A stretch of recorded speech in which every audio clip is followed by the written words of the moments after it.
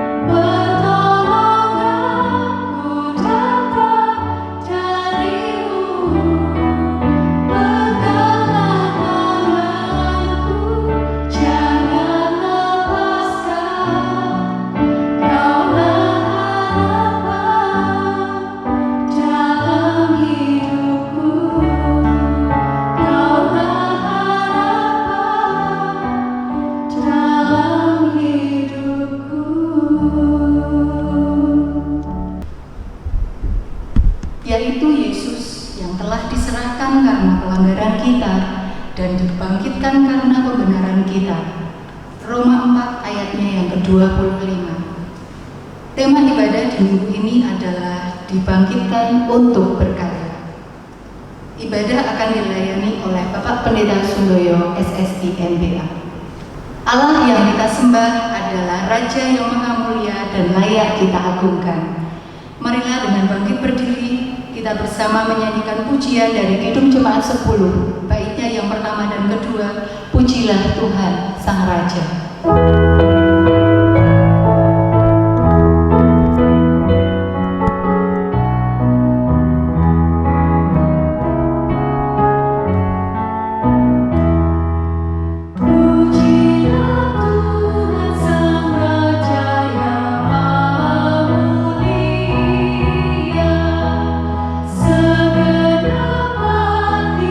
Jiwaku pujilah Dia.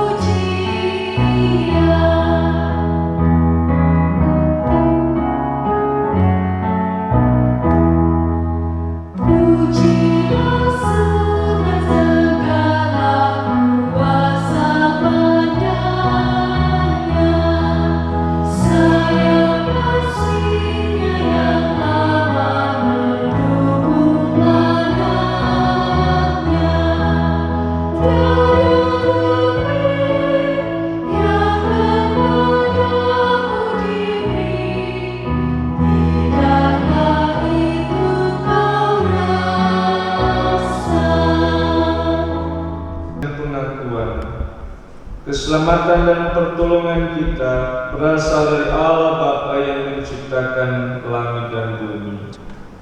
Kasih karunia dan damai sejahtera dari Allah Bapa kita dan Tuhan Yesus Kristus ada pada saudara sekalian. Amin.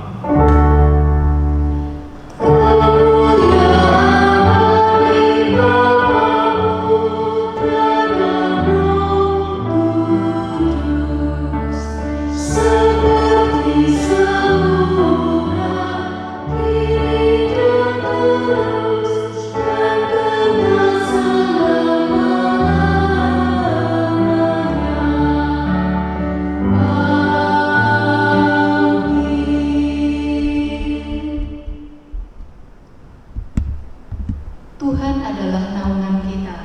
Pimpinannya membuat jiwa kita tenang dan damai.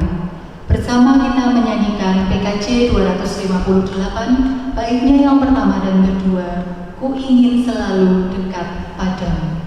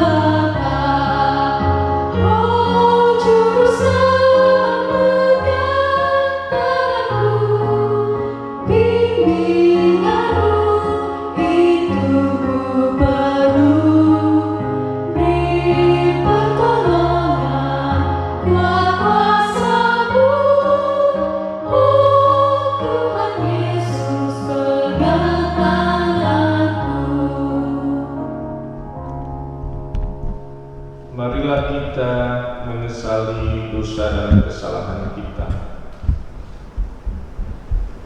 Tuhan Yesus Kristus, kami datang kepadamu mohon pengampunan. Ampunkanlah kami kalau banyak tantangan hidup yang kami hadapi, membuat kami merasa kami sendirian menjalaninya, dan kami lupa akan penyertaan-Mu di dalam hidup. Ampunkanlah kami kalau banyak masalah yang harus kami hadapi, dan kami merasa Engkau tidak berkuasa menyelesaikan persoalan kami, sehingga kami tidak mau dibangkitkan dalam semangat menjalani hidup. Ampunkanlah kami ya Tuhan. Dan juga kalau di masa yang sulit ini, di masa-masa pandemi COVID-19 ini, kami tinggal dalam satu rumah dalam waktu yang sama, di waktu yang lama, dan ampunkanlah kami kalau tekanan hidup membuat kekerasan terjadi dengan perkataan, dengan ungkapan, ekspresi, maupun bahkan dengan tindakan kami. Ampunkanlah kami ya Tuhan, kalau seharusnya keluarga menjadi tempat untuk saling menumpang, tetapi di sana kami saling menyakiti. Ampunkanlah kami ya Tuhan. Kami mohon di dalam nama Tuhan kami Yesus Kristus. Amin. Ketika hati kita disakiti oleh orang lain, seringkali kita belum bisa mengampuni. Bahkan kita menyimpan kesalahan orang lain di dalam hati kita. Bersama kita ungkapkan pengakuan dosa kita dengan menyanyikan mengampuni.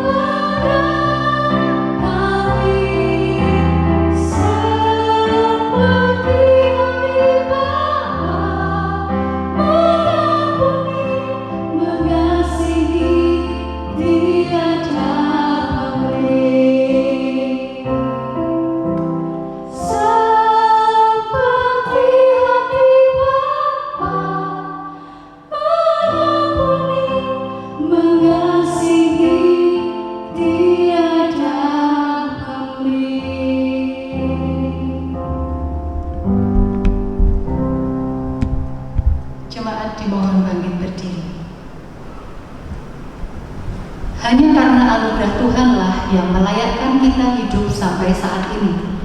Berita anugerah dari Tuhan Allah diambil dari 1 Petrus 1 ayatnya yang ke-18 sampai 19 yang demikian sabdanya. Sebab kamu tahu bahwa kamu telah ditebus dari cara hidupmu yang sia-sia, yang kamu warisi dari nenek moyangmu itu, bukan dengan barang yang fana, bukan pula dengan perak atau emas, melainkan dengan darah yang mahal, yaitu darah Kristus yang sama seperti darah anak domba yang tak bernoda dan tak bercacat. Demikianlah berita anugerah dari Tuhan. Syukur kepada Allah.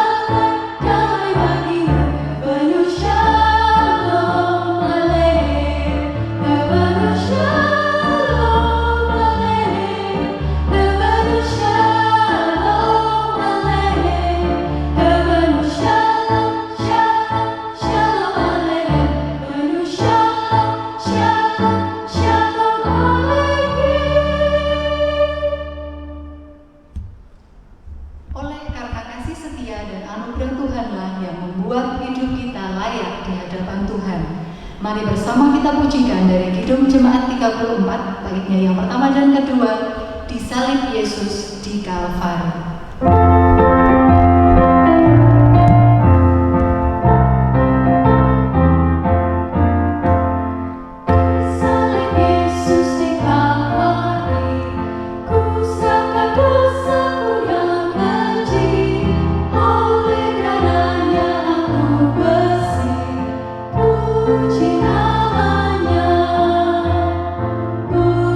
Puji namanya,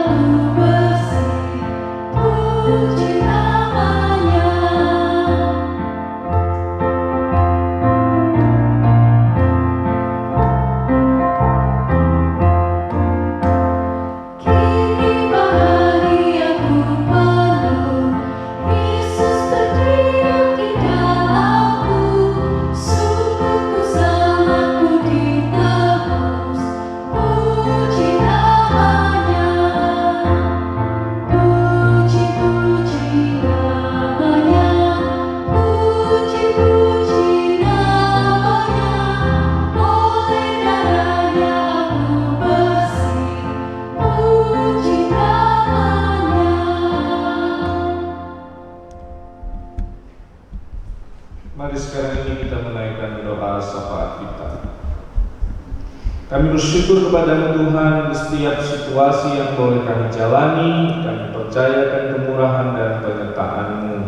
Demikian juga untuk setiap tantangan hidup yang kami hadapi, Tuhan memampukan kami untuk menyesuaikan diri, menyikapinya dengan baik, dan beradaptasi dan bahkan mengembangkan kehidupan dari situasi yang kami jalani. Kami bersyukur karena Engkau memperlengkapi kami menjadi pribadi yang terus senantiasa bertumbuh dan berkembang apapun situasinya. Kami sekarang ini Tuhan bersama-sama menyatukan hati, mau berdoa untuk hamba-hamba-Mu, saudara-saudara kami yang dalam kelemahan fisik mereka karena sakit.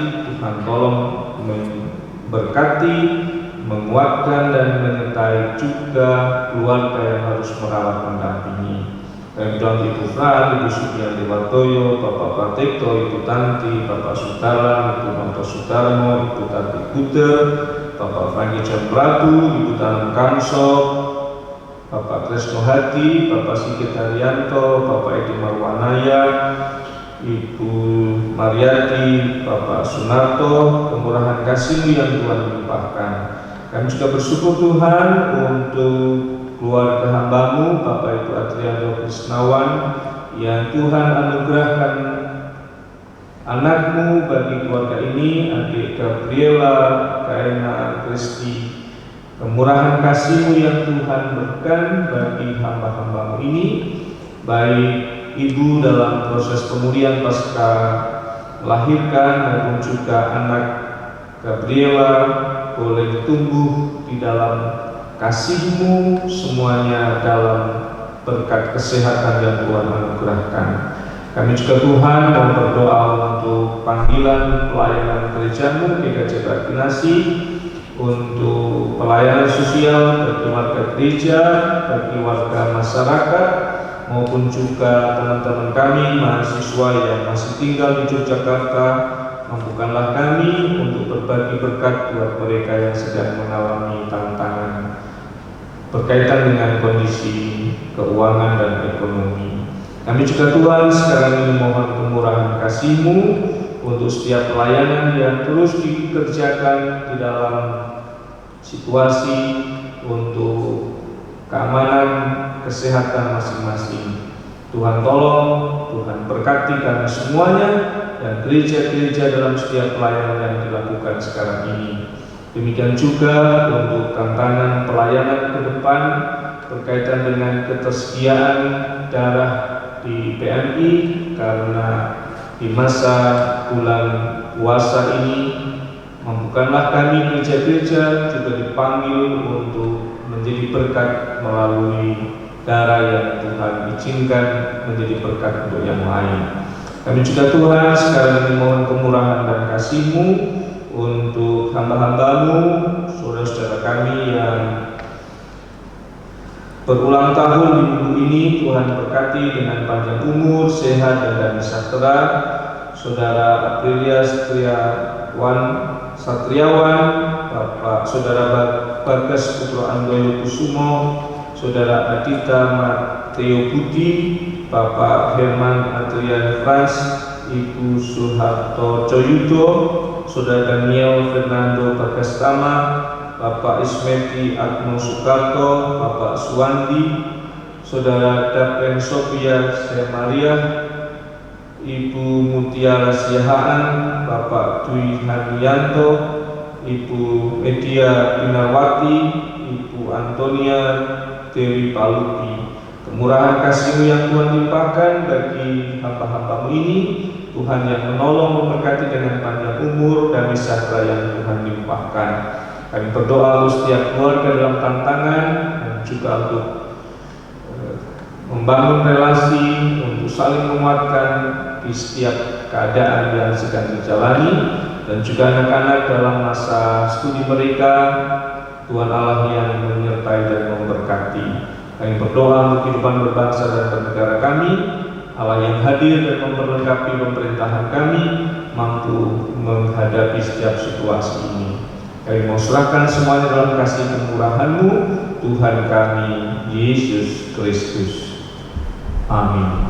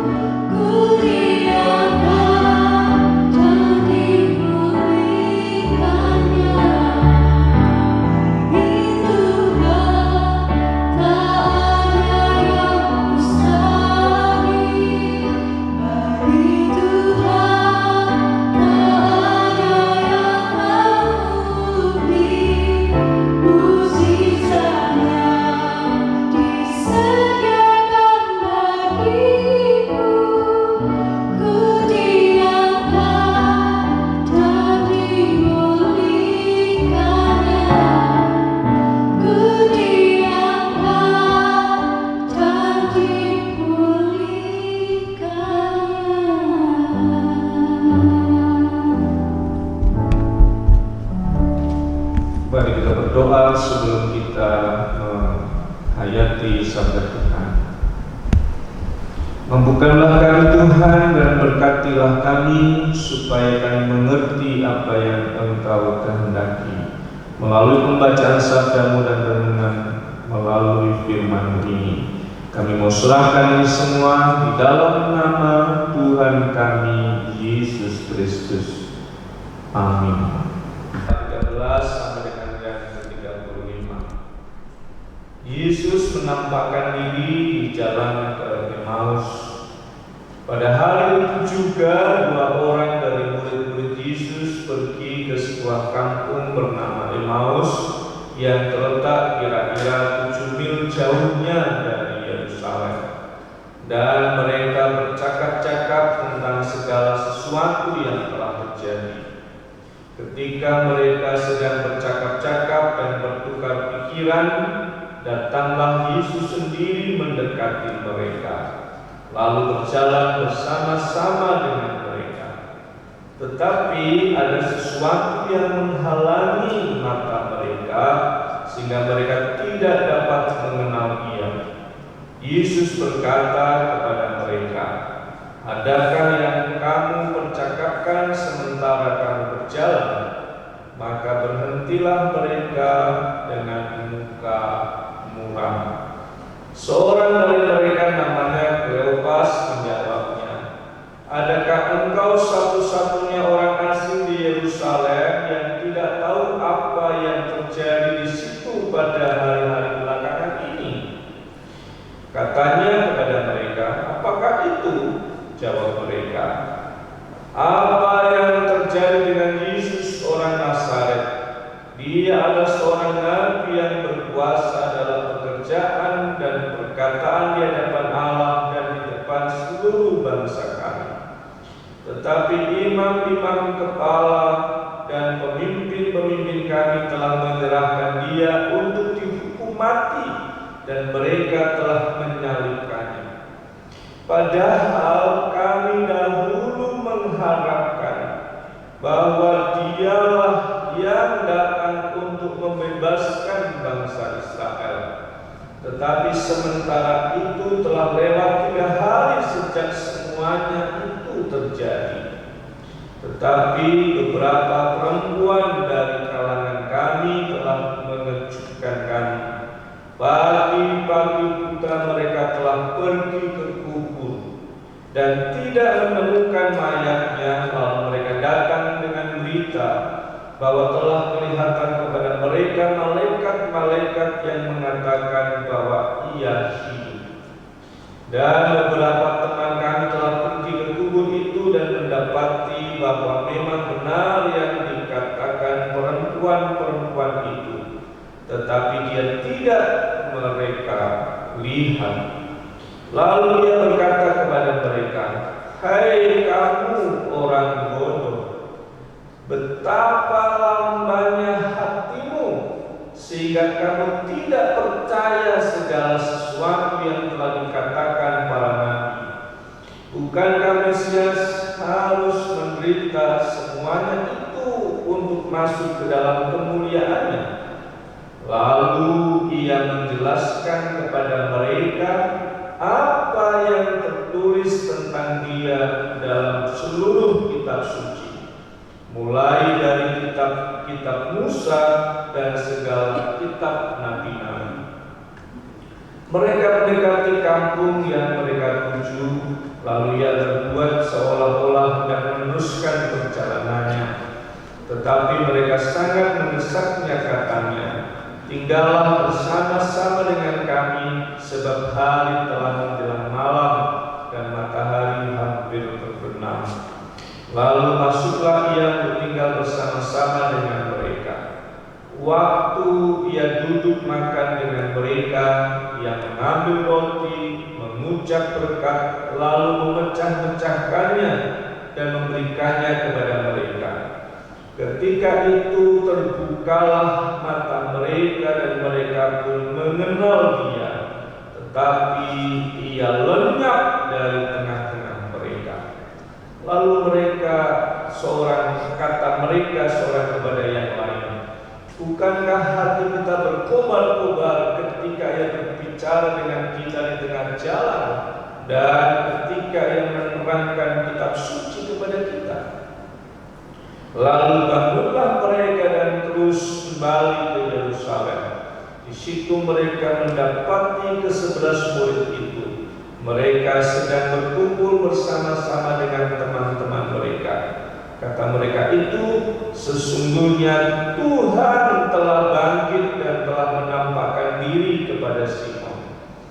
Lalu kedua orang itu pun menceritakan apa yang terjadi di tengah jalan dan bagaimana mereka mengenal dia pada waktu ia memecah-mecahkan roti.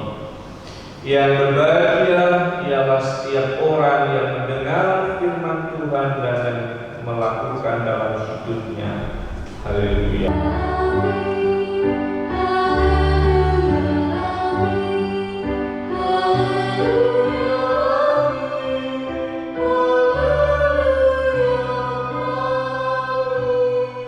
Sahabat yang dikasihi oleh Tuhan Yesus Kristus, dari bacaan kita saya mengusulkan 3 hal untuk kita hayati. Yang pertama adalah ada tulisan dari seorang profesor yang mengatakan bahwa perjalanan mereka ke Emmaus itu adalah perjalanan yang meninggalkan Yerusalem untuk kembali ke asal tempat mereka tinggal. Jadi perjalanan Yerusalem kembali ke asal, nanti kembali lagi ke Yerusalem, balik lagi ke kehidupan yang selanjutnya. Itu adalah kebiasaan yang memang dihidupi oleh banyak orang pada waktu itu. Minimal setahun sekali orang itu berkumpul di rumah Tuhan. Itu minimal setahun sekali. Dan kemudian dia akan masuk dalam kehidupan nyata, menjalani kehidupan ini. Jadi sahabat yang dikasihi dikasihi oleh Tuhan Yesus Kristus, mari kita belajar untuk memiliki semangat spiritualitas yang seperti itu. Orang yang masuk ke bait Allah, tapi untuk pulang menjalani hidup dan melihat kehidupan dengan terang bait Allah itu, tidak boleh hanya terus senantiasa tenggelam dalam aktivitas tanpa masuk ke dalam bait Allah. Tapi tidak boleh juga hanya tenggelam di dalam aktivitas bait Allah tanpa berperan serta di dalam kehidupan yang sangat membutuhkan kepedulian ini. Jadi siklus spiritualitas itu harus lengkap. Datang ke bait Allah, tapi juga berkarya dalam kehidupan. Berkarya dalam kehidupan juga harus masuk ke bait Allah untuk mendapatkan semangat dan spiritualitas yang baru.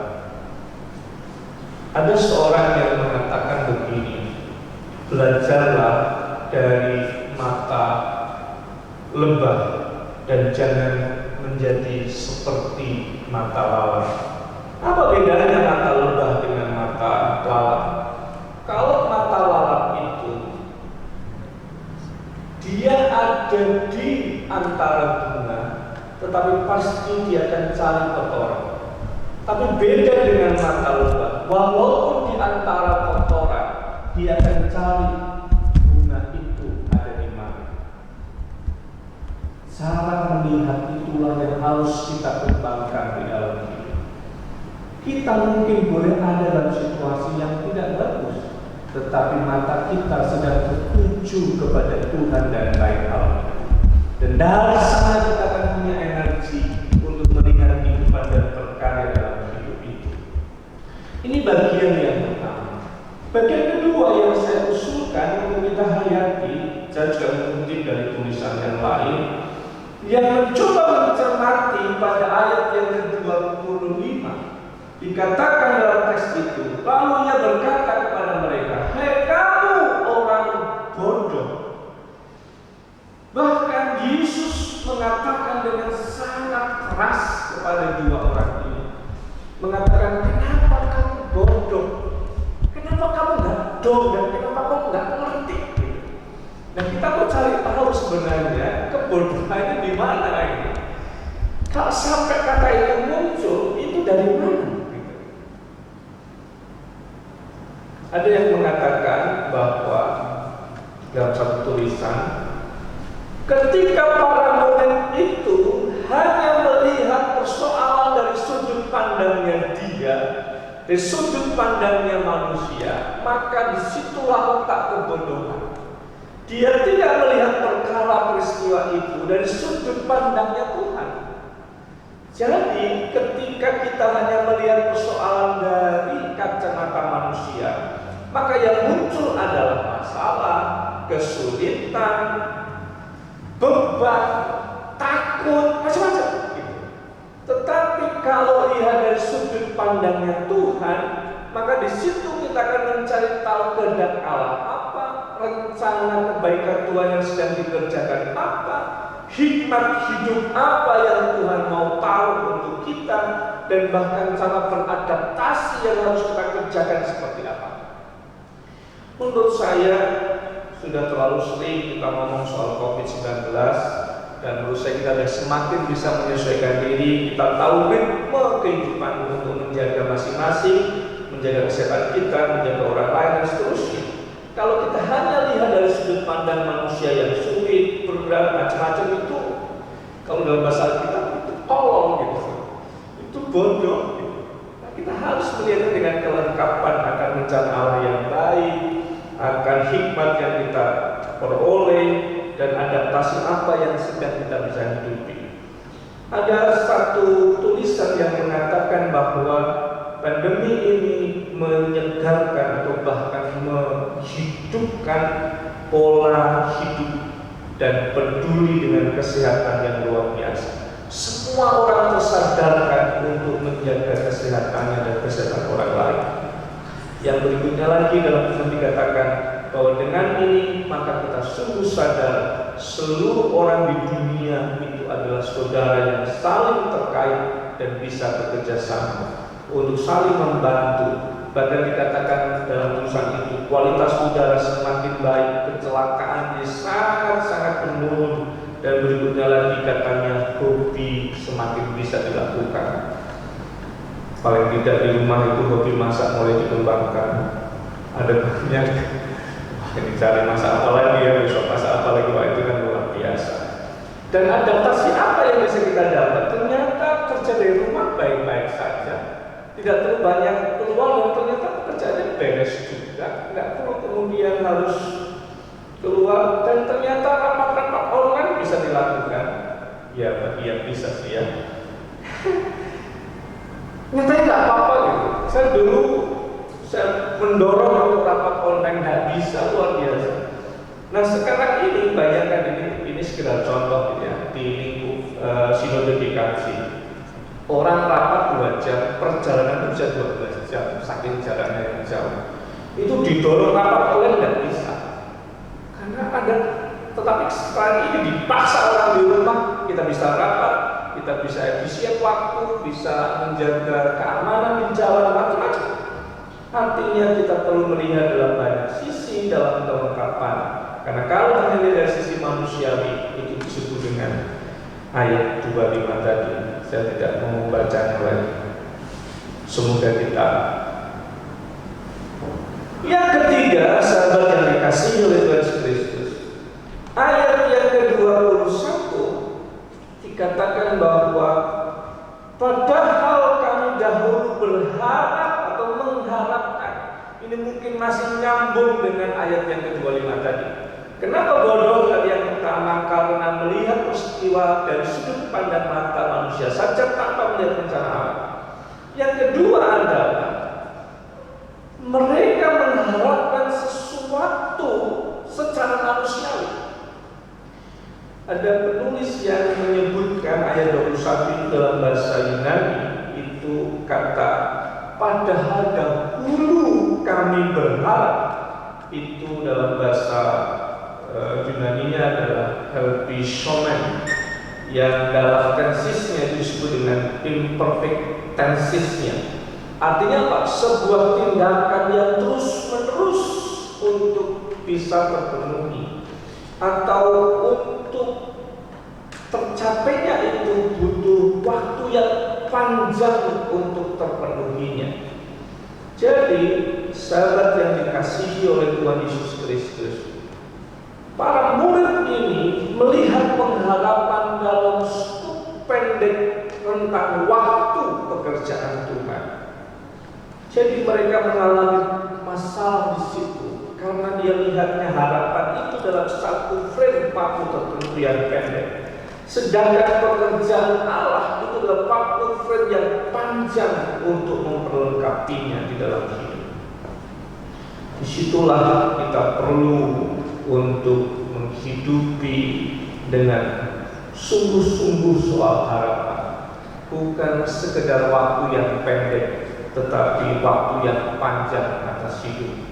Bahkan saya mengatakan, saya rela bersusah payah seperti ini, saya rela untuk hidup dengan keadaan yang berat ini, kalau ternyata ini adalah alat pemeliharaan Tuhan bagi anak cucu saya, supaya Allah menopang kehidupan dan punya waktu memulihkan dirinya untuk menjamin hidup yang baik di masa mendatang. Sekedar contoh, kalau ini skupnya pendek, ini skupnya kecil keluarga.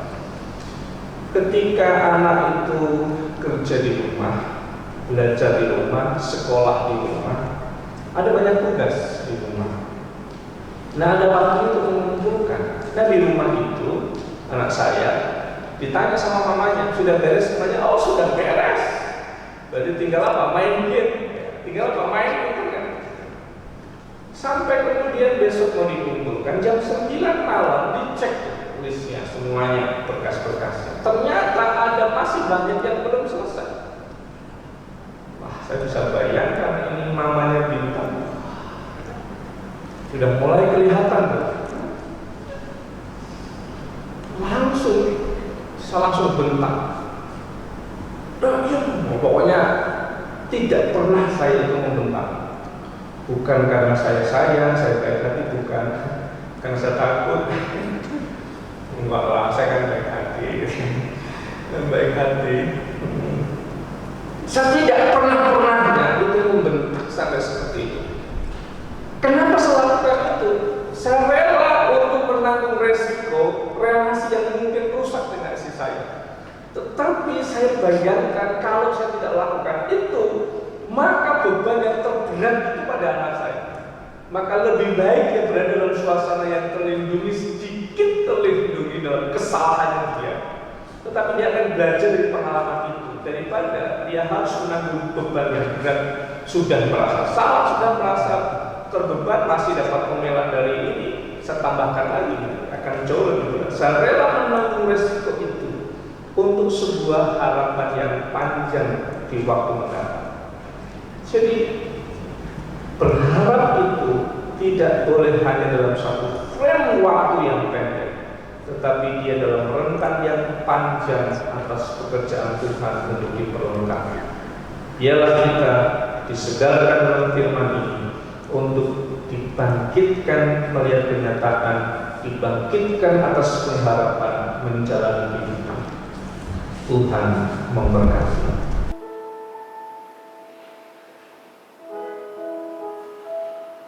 Kami bersyukur kepada-Mu ya Tuhan untuk apa yang boleh kami hayati dari sabda-Mu sekarang ini. Mampukanlah kami membangun spiritualitas rumah Tuhan dan dunia sebagai rumah bersama. Mampukanlah kami memiliki energi dari kebenaran firman-Mu dan masuk dalam peran kami bagi dunia ini. Dan mampukanlah kami melihat dunia sebagai tempat kami beribadah demi kemuliaan nama-Mu, berkarya yang nyata dari dunia yang membutuhkan bantuan dan pertolongan, dan mampukan kami merefleksikan kasih-Mu melalui dunia yang kami jalani. Mampukanlah kami juga Tuhan untuk melihat dan belajar dari firman-Mu. Ketika kami melihat setiap tantangan bukan hanya dari kacamata manusia, tetapi dari sudut pandang Engkau atas kehendak-Mu bagi kami dan dunia ini. Dan mampukanlah kami Tuhan terus berpengharapan, bukan pengharapan seperti para murid, 2 orang yang ke Emmaus, yang dalam kurun waktu yang pendek, tetapi berpengharapan adalah sebuah sikap hati untuk menanti kelengkapan yang Tuhan kerjakan bagi kami di waktu yang panjang. Dan bahkan kami rela menderita sekarang kalau ternyata ini menjadi cara kami untuk memberikan kesempatan bagi pemulihan alam ini, untuk menopang anak cucu kami di kemudian hari. Mampukan kami menjalaninya dengan penuh keyakinan akan kemurahan kasih-Mu yang menyertai kami. Kami mau serahkan semua ini di dalam nama Tuhan kami Yesus Kristus yang sudah mengajar kami doa Bapa kami yang kami nyanyikan.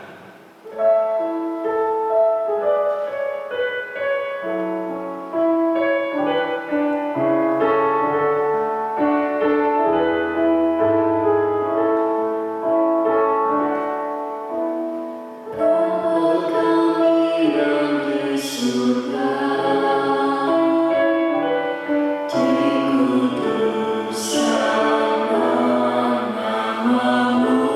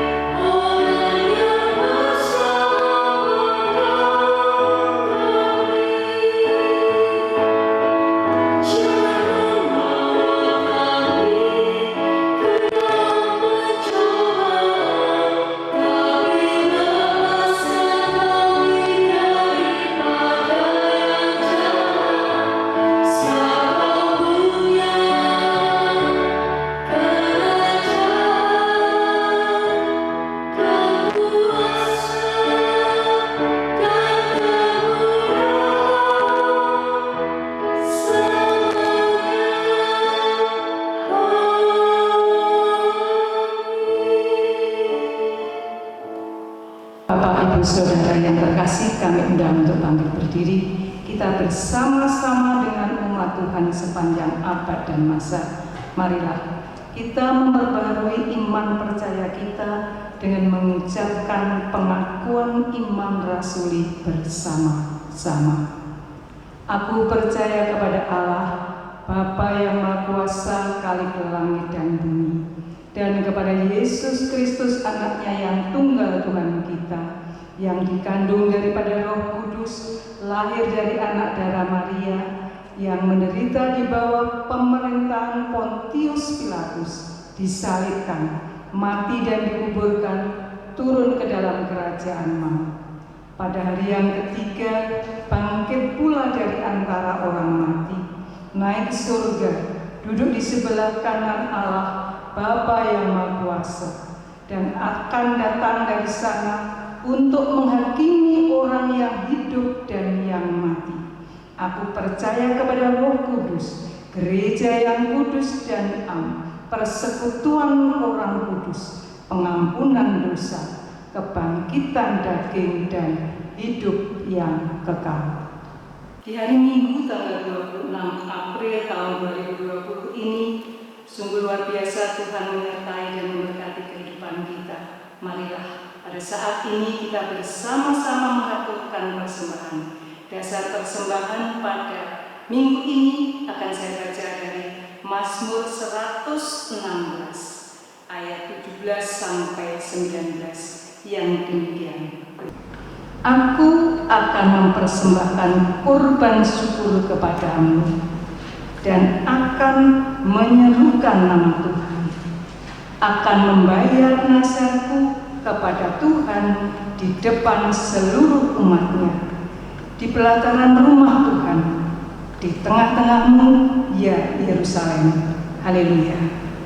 Sambil kita mengaturkan persembahan dengan rasa ucap syukur, kita pujikan bersama-sama dari PKJ 149 bait yang pertama dan yang kedua.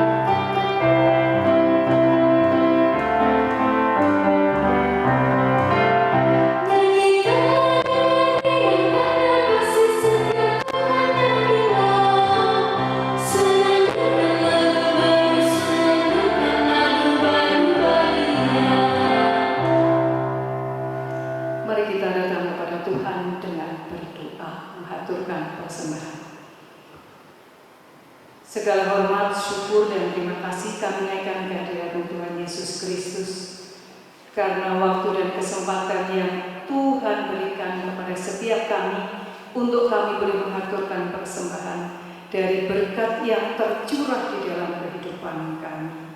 Sucikan dan kuduskanlah persembahan kami ini Tuhan, sehingga layak kami pergunakan untuk kemuliaan nama-Mu. Kami mengucap syukur Gereja-Mu Raya Kinasih boleh Tuhan percaya untuk mengelola dan juga menggunakan persembahan ini. Beri senantiasa kami roh hikmat dan hati takut akan Engkau, agar apa yang kami kerjakan dapat kami persembahkan untuk hormat kemuliaan nama-Mu. Ampuni Tuhan salah dan dosa kami. Doa kami ini kami minta hanya di dalam satu nama Tuhan kami, Yesus Kristus. Amin.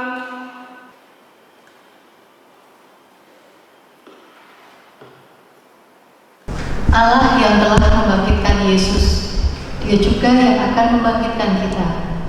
Dalam keadaan yang kita alami saat ini, kita dipanggil untuk menjadi cahaya terang bagi sesama, untuk memberitakan kasih Tuhan yang tidak berkesudahan. Jadilah terang dan menjadi berkat bagi sesama. Dan mari bersama kita pujikan dari Kidung Jemaat 425 baitnya yang pertama dan kedua, berkumandang suara dari seberang.